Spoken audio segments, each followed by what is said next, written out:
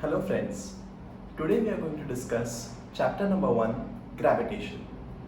In this chapter, we will be covering all the important points in two parts. Part A will comprise of 6 concepts and part B will also have 6 concepts. You all have heard the story of an apple falling on Newton's head, right? So when Newton was sitting under an apple tree, he discovered that the apple which was there on hanging on the tree fell on the surface of the ground, on the surface of the earth. That's when he realized that objects from hanging above the earth's surface definitely tend to fall on the surface of earth. This was true not only for the apple which fell down, but also he extended his theory by stating that other objects like apples are also attracted towards the earth's surface. Now, further he researched that not only other surfaces which are closer to the earth's surface, other objects which are closer to the earth's surface, but also objects like moon, they also tend to attract to the earth. On all the apples on the tree, all the other objects around the earth, along with far objects like moon, stars, etc., they also are attracted towards earth. This force of attraction is called as gravitational force. Moving on to concept number 2, we're going to study circular motion and centripetal force. Before starting circular motion, I want to do a small experiment where I will demonstrate what is a circular motion. So I'm taking a string and I'm attaching something like a rock or a stone at the end of the string. In this case, this is an adapter.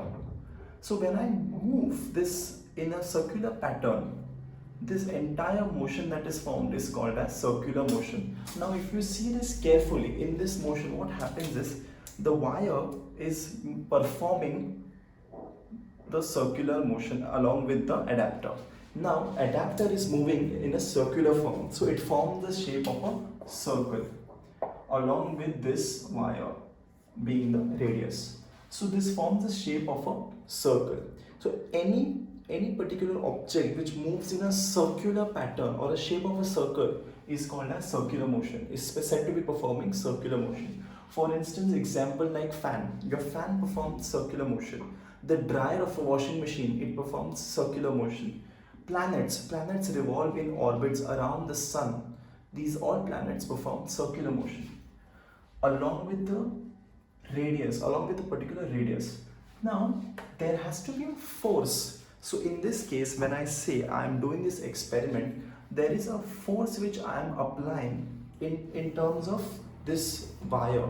Now the force in this wire is called as centripetal force. Centripetal force is basically the force required to perform circular motion. So any force that is required which drives to perform that circular motion is called as centripetal force. This is a very important force for any kind of a motion of a body wanting to perform circular motion. It is directed along the radius.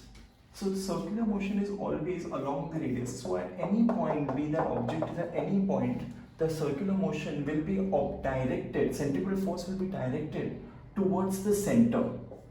And it is along the radius towards the center. So there are 2 points to be remembered. Centripetal force is always directed along the radius and towards the center.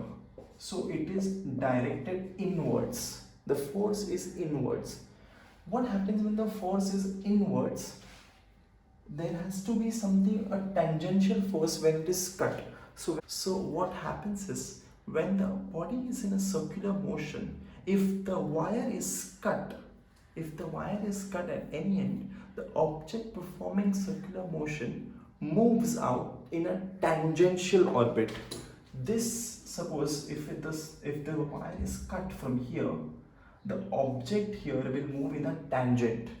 Hence, the object is not directed inwards, it is directed outwards, whereas the force is directed inwards.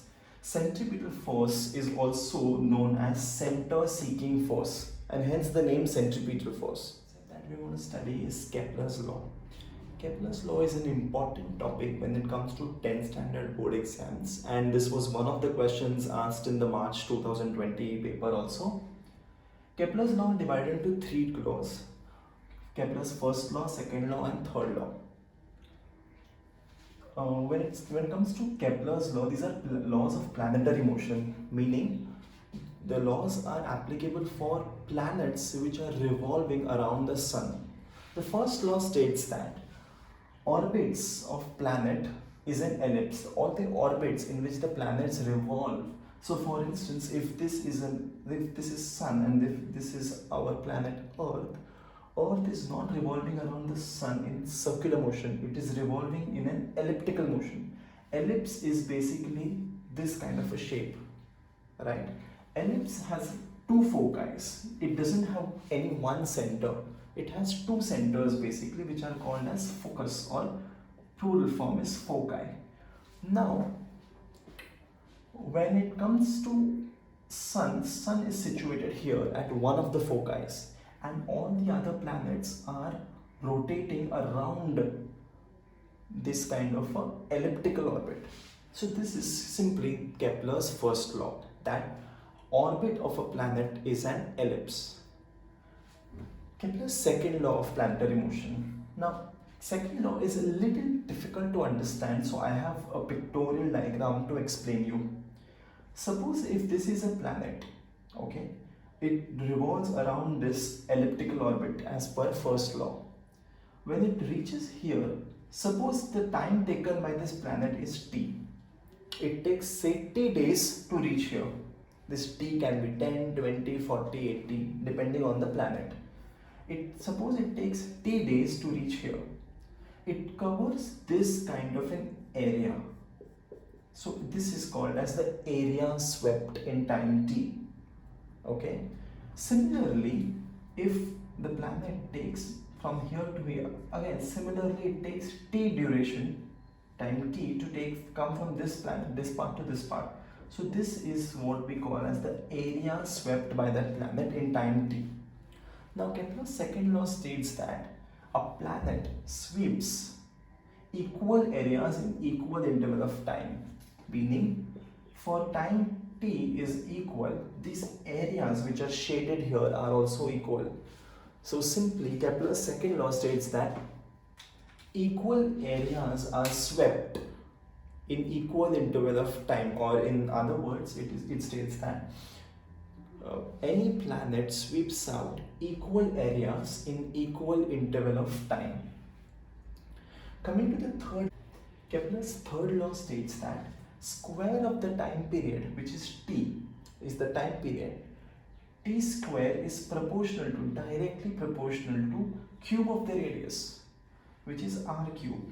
So this is the formula. T square is directly proportional to r cube. R is the radius and t is the time period, meaning t square is equal to r cube into some constant, which is k. This formula will be highly used in numericals. Fourth topic of this chapter, which is Newton's law of gravitation. Newton's law of gravitation is one of the most important topics of this chapter. Newton's law states that, consider two objects. This is object with mass m1 and this is object with mass m2.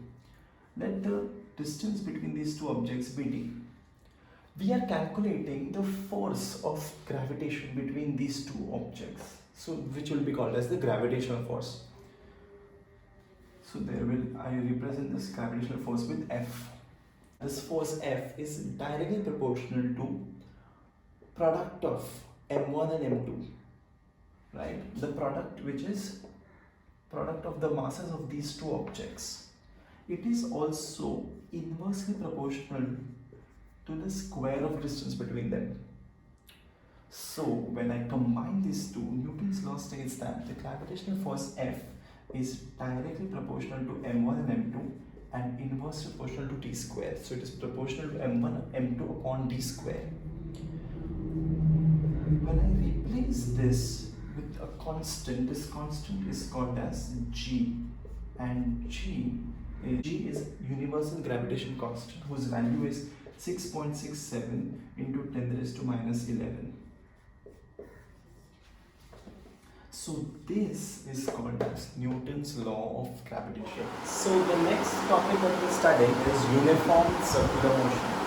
Again, I have a string with something attached at the end of the string to perform an experiment on what is called as uniform circular motion. If I give it a constant speed and rotate it with the same speed, this is called as uniform circular motion. For instance, you can also try this with your fidget spinner or any kind of top, or simply attach a stone to an end of a string and rotate. This kind of motion, which has a uniform speed, is called as uniform circular motion. Now, circular motion is basically given by mv squared by r. Here the force is called as F. Mass is the mass of the object which is performing the circular motion. So for instance, in this, my mass of the object will be this. This is the object that I have attached to the string. So this will be my object, and the mass of the object will be m. V is the velocity, the constant velocity which we are providing, and r is the radius. Correct? Is the velocity that I am giving, the constant velocity that it gets, which helps to perform the circular motion, and r is your radius. This is called as centripetal force, which we already studied in the previous concept. Centripetal force is given by F is equal to mv squared by r. Now we all know that speed is equal to distance upon time. Right? So when we say speed, which is velocity or speed, is equal to distance upon time. In this case, the distance that this particular object is performing, a distance which is equal to the circumference of a circle, a periphery. So the circumference is nothing but the distance of 2 pi r, with circumference with the radius r, and the time taken is nothing but velocity. Time taken is nothing but t. So velocity is given by v is equal to 2 pi r upon t. So if I substitute this equation, this velocity of v, so when I substitute the velocity into this equation, I get F is equal to m v square. Instead of v square, I am writing 2 pi r upon t the whole square upon r, which is m 4 pi square r square upon t square r. Equation becomes 4 pi square m r upon t square. Now, when we know that from Kepler's law, t square is equal to t square.